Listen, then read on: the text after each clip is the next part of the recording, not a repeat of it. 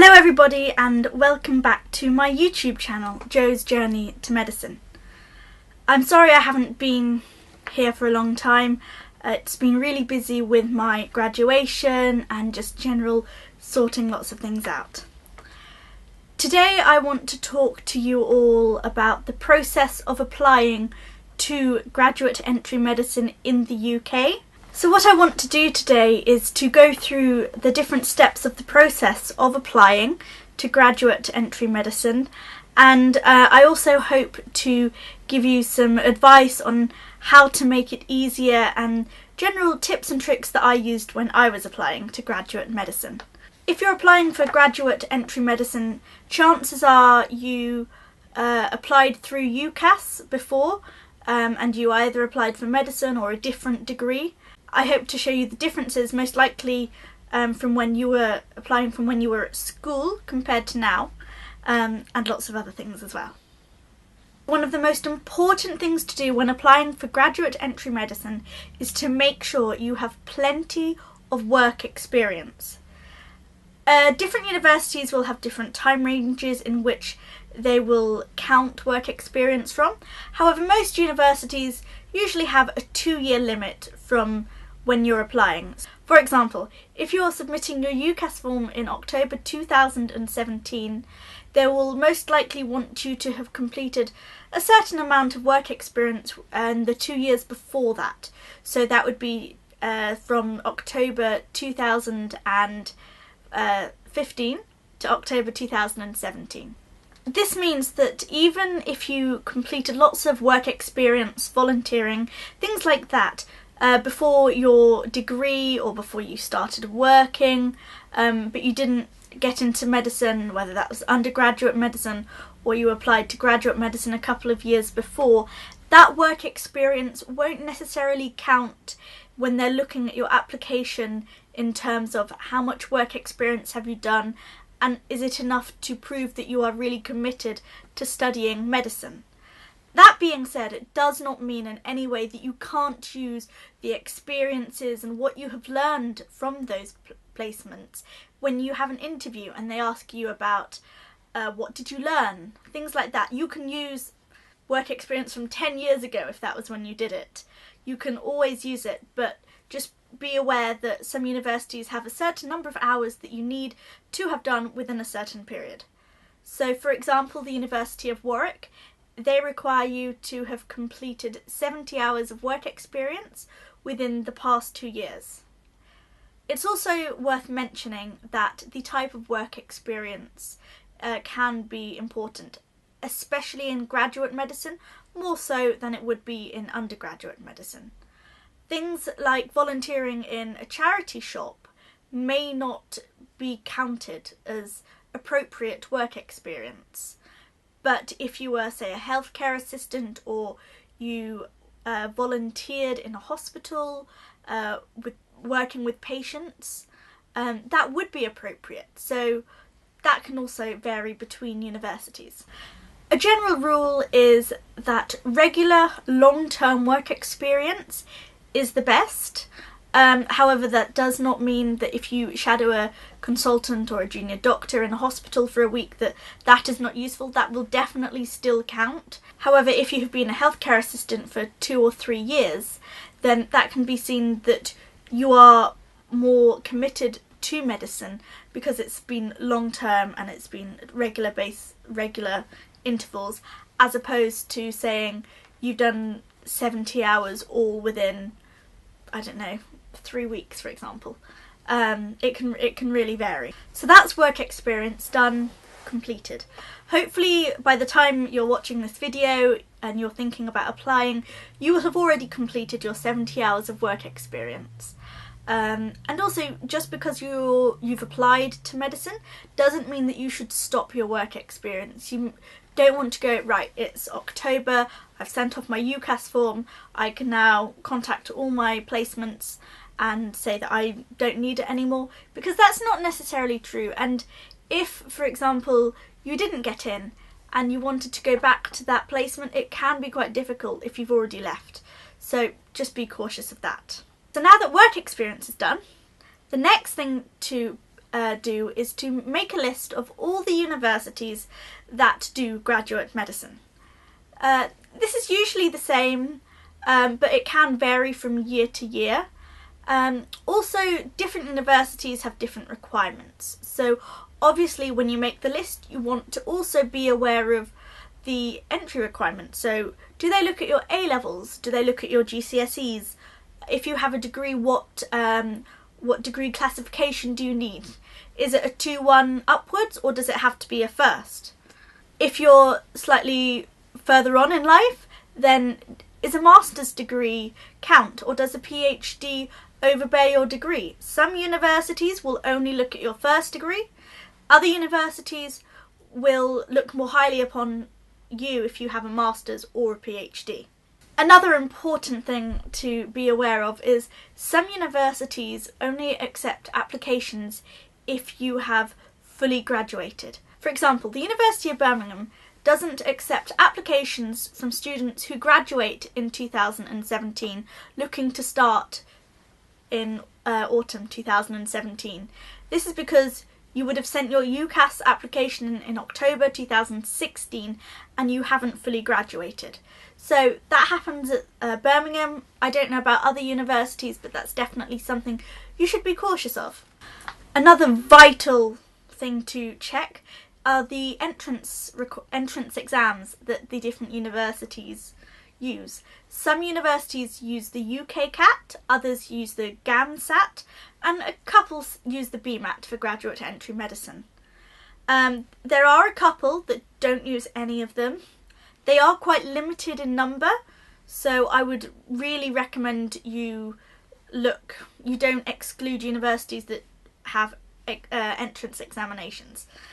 That being said, the GAMSAT requires a lot more work than the UCAS, so if you're still at university in your final year, then maybe you don't want to be applying for GAMSAT unis and you'll only want to apply for UCAS unis, so that between your second and third year of your degree you can take the UCAS without too much stress about it affecting your studies. I hope to do a future video on universities, the UCAS, GAMSAT, etc. So listen out, and hopefully that will come in the future. Also, some universities are graduate only, so they only have graduate entry medics. However, some universities are undergraduate medicine as well as graduate, and as a result of that it is unlikely that the graduate course is entirely made specific for graduate students. So depending on what your preferences are, you'll want to make sure that you're applying to the sort of university that you want. Another thing to consider is the length of the course. The vast majority of graduate medicine courses are 4 years. However, I've come across a couple that are 5 years, so that's something you'll want to double check. Obviously, undergraduate medicine is usually 5 years if you don't intercalate, 6 years if you do.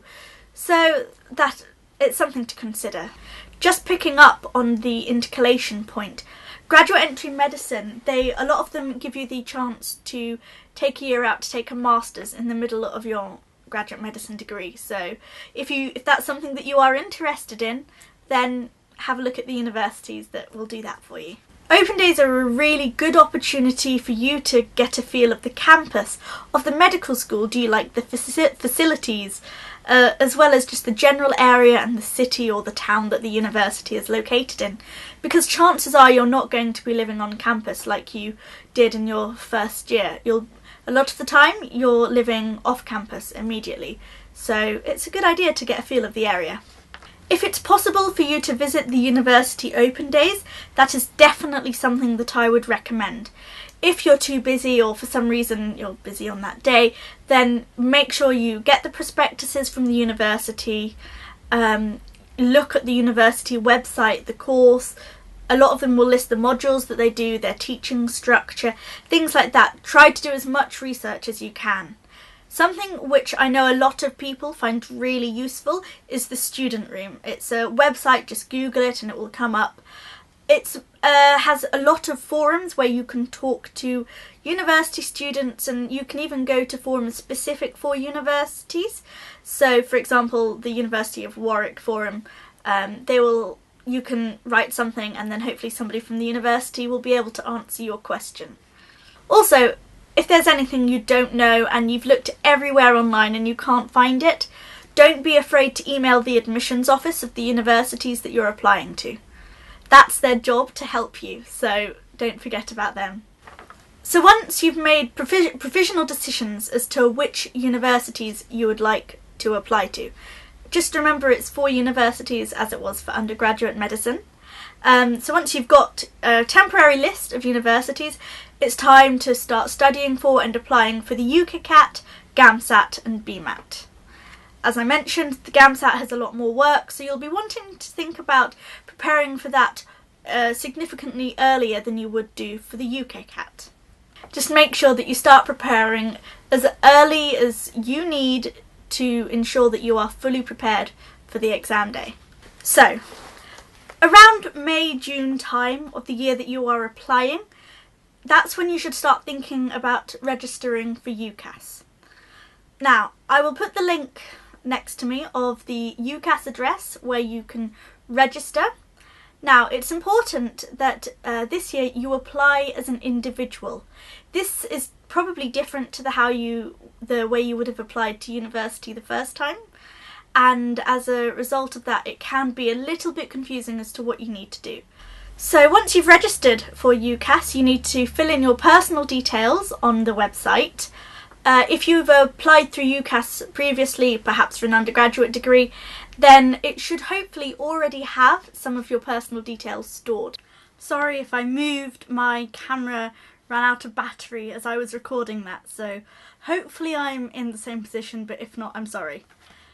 Okay, so what I was saying about UCAS. UCAS is really clever.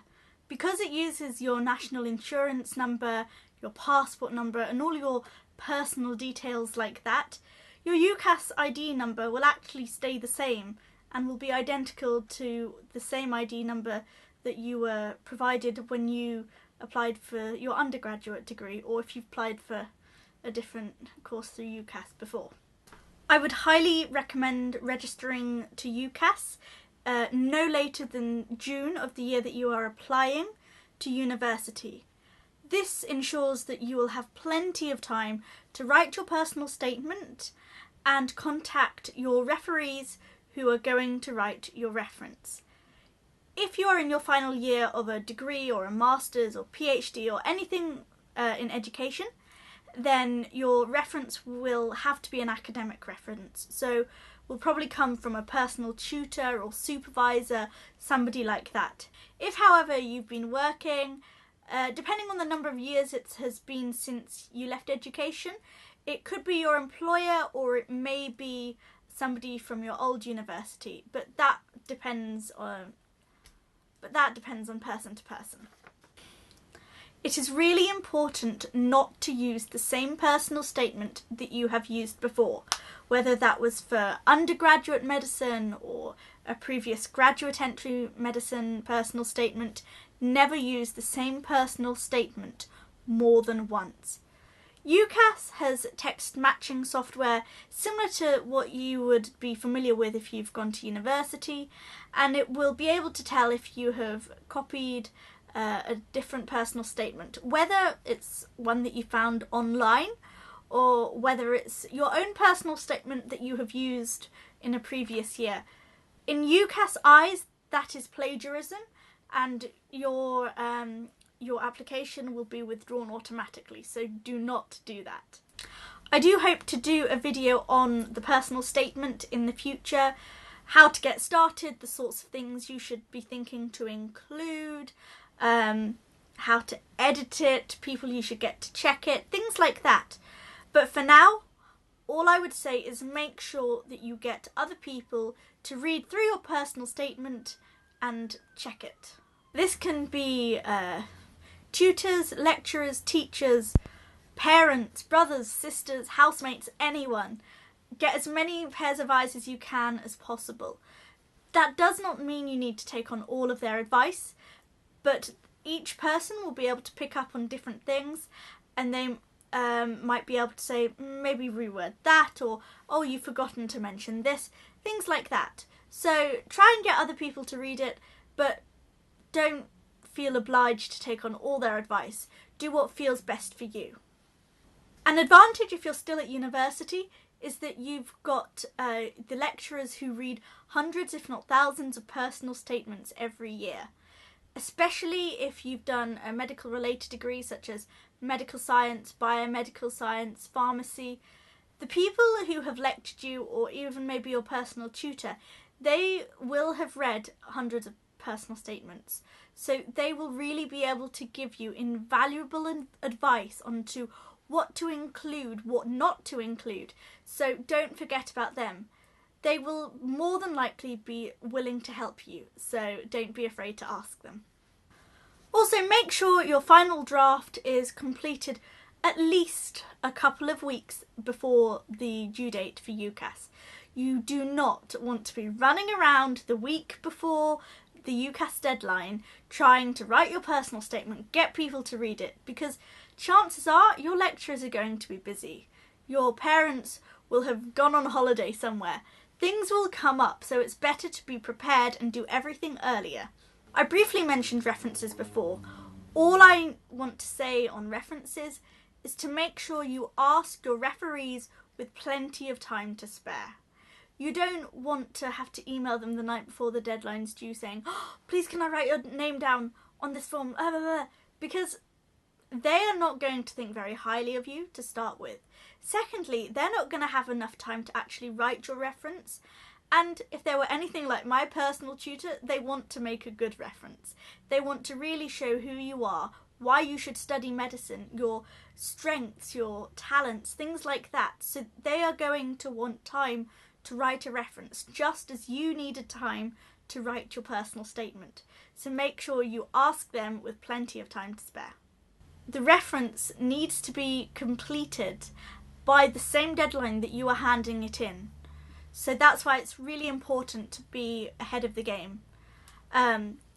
If you don't have your reference completed before the deadline, then at the end of the day that's your fault. And as harsh as it may sound, you're the one who's going to suffer from your own errors. Lastly, all you have left to do is to submit the UCAS form, send it off and hope or pray or whatever it is you want to do, and hope that you get an interview. And if you do, well done. Just all that's up next is to prepare for the interview, whether that be an MMI or a traditional interview, but that's for another video. Thank you all so much for watching. I'm sorry this has been such a long video, but there is a lot to cover when it comes to applying to graduate medicine. As I said before, I hope to do videos on things like the personal statement, the UCAS, GAMSAT, BMAT, you know, all those aptitude tests that some medical schools apply, as well as a video on work experience. I know I've gone into quite a bit of detail in this video, so I really hope it's been helpful. And if you have any questions, then please do leave a comment down below. And please like this video if you found anything useful, and subscribe to my channel because hopefully I will be able to help more people. And also, if you have any friends, family, relatives who you know are potentially thinking of applying to graduate medicine, why don't you share this video with them?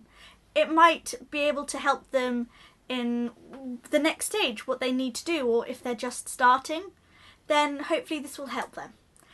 Thank you all for watching, and I'll see you soon. Bye!